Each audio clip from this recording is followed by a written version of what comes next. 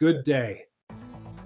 Google signs classified AI deal with Pentagon for Gemini models after Anthropic refused to allow its models for mass surveillance and autonomous weapons.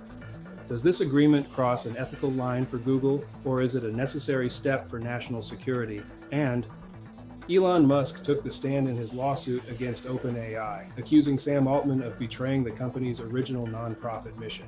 The case could set a precedent for AI governance and nonprofit-to-profit conversions. Should founders be legally bound to early AI safety pledges, or does market survival allow for strategic pivots? Also, a Cursor AI agent running Anthropic's Claude Opus 4.6 wiped a startup's production database and all backups in 9 seconds. Yeah, 9 seconds. Should developers trust AI coding agents with production environments without tighter safeguards? Plus, Nvidia launches Nemotron, OpenAI ditches Microsoft, missing revenue goals, Taylor Swift fights, and more. All this and more on AI in the AM. Let's go.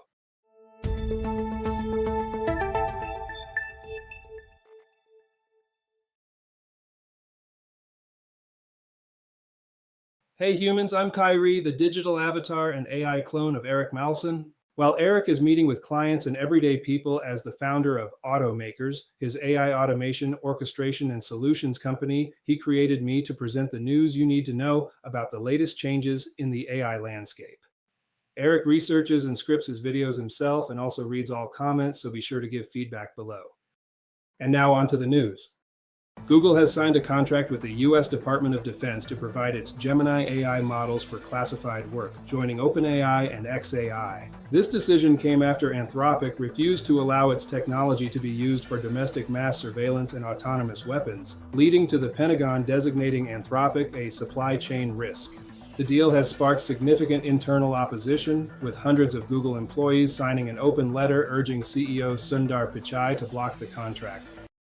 Next, the high-stakes trial between Elon Musk and OpenAI CEO Sam Altman began in Oakland. Musk testified that the company was looted when it abandoned its open-source charitable charter to become a for-profit entity. OpenAI argues Musk's suit is sour grapes after he walked away from the company. The case is being closely watched as it could define the legal boundaries of AI company missions and investor control. xAI and Colorado jointly paused their lawsuit over the state's AI bias law, with the DOJ backing Musk. Next, and this one is wild, as PocketOS founder Jer Crane posted on X that a Cursor AI agent powered by Claude Opus 4.6 executed a single API call in 9 seconds that deleted their entire production database and all volume-level backups, causing a 30-hour service outage. The agent later confessed it had guessed the procedure instead of asking for permission. The incident has sparked widespread debate about the dangers of granting autonomous AI coding agents full access to production systems, with critics arguing tools like Cursor and Claude Code lack sufficient guardrails and permission frameworks for destructive operations. Founders and engineers are questioning whether agentic development's velocity has outpaced necessary safety protocols. Next, Nvidia released Nemotron 3 Nano Omni, a 30B A3B open model. The model activates only 3B of its 30B parameters per inference step, making it suitable for single GPU deployment in agentic systems. It is designed as a perception layer for computer use, document analysis, and real-time speech tasks, replacing the multi-model pipeline pattern common in today's agent stacks. Meanwhile, and in a seismic shift, Microsoft and OpenAI announced a revamped agreement that ends the AI company's exclusivity with Azure, allowing OpenAI to offer its models and agents on competing clouds, including AWS and Google Cloud. This came alongside OpenAI's announcement that GPT 5.5, its Codex coding agent, and managed agents are now available on Amazon Bedrock. The move is a direct result of immense infrastructure spending demands and is seen as a major win for AWS, which immediately began showcasing the partnership. Microsoft retains a right of first refusal and secures a revenue share from OpenAI sales on other clouds, framing the move as one of flexibility. Next up, Anthropic launched a new set of connectors for its Claude AI assistant, enabling it to directly plug into and orchestrate workflows within popular creative software such as Adobe Photoshop, Blender, and Ableton Live. This allows Claude to tap into these platforms and tools directly via the Model Context Protocol, moving beyond simple chat to perform multi-step creative tasks.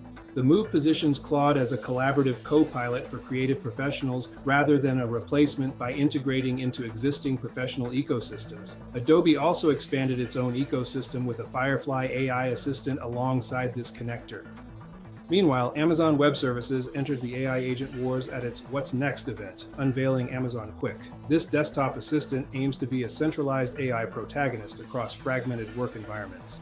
In a seismic shift for cloud strategy, AWS simultaneously announced that OpenAI's GPT models, including GPT 5.5 and the Codex coding agent, are now available on Amazon Bedrock, ending Microsoft's exclusive hold. The move positions AWS as a multi-model hub, directly competing with Anthropic's Claude Cowork and Google's Gemini Enterprise. Next, and I may do this myself, Taylor Swift's company filed sound and image trademarks to combat AI-driven exploitation, including unauthorized audio clips saying, "Hey, it's Taylor." This step addresses the growing threat of deepfakes from false advertising to fake endorsements. Experts view it as a landmark attempt to establish intellectual property rights over one's voice and likeness in the age of generative AI. The move follows similar actions by actors like Matthew McConaughey. Next, a simultaneous wave of MCP announcements signals a broad industry bet that standardized agent-to-tool connectivity is essential for enterprise adoption. Appian integrated MCP into its agentic automation platform, OneVest launched an MCP server for wealth management, and Dentrix Ascend opened its MCP layer for dental practices. Next, Google DeepMind CEO Demis Hassabis met with South Korean President Lee Jae-myung at the Blue House to discuss expanding AI research collaborations. The government announced that Google plans to dispatch over 10 personnel to a new AI campus in Seoul, with the goal of supporting Korea's ambition to join the world's top 3 AI powerhouses. Hassabis also held a series of meetings with Korea's top business leaders, including from Samsung, to deepen partnerships. In an interesting one, some PhD students are hunting for AI-proof majors in an uncertain job market. The search for stable careers is reshaping higher education, with students flocking to trade schools while others question the value of a 4-year degree.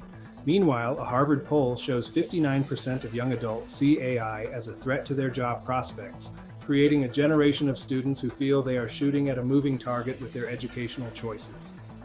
Relatedly, and moving beyond infrastructure to directly compete in HR, AWS has launched Amazon Connect Talent, an AI agent service for structured hiring. With Amazon Connect Talent, the service uses AI agents to conduct voice interviews and administer assessments, built on Amazon's internal hiring science. Last, and in a surprise move, Chinese authorities blocked Meta's $2 billion acquisition of Manus, a developer of autonomous AI agents, signaling a hard line on outbound tech investment. The decision forces Meta to reverse its purchase, serving as a warning to other Chinese startups and U.S. investors regarding the transfer of critical AI technology. Analysts view the move as a major escalation in the U.S.-China tech Cold War, with Beijing cracking down on the transfer of AI talent and intellectual property to American firms.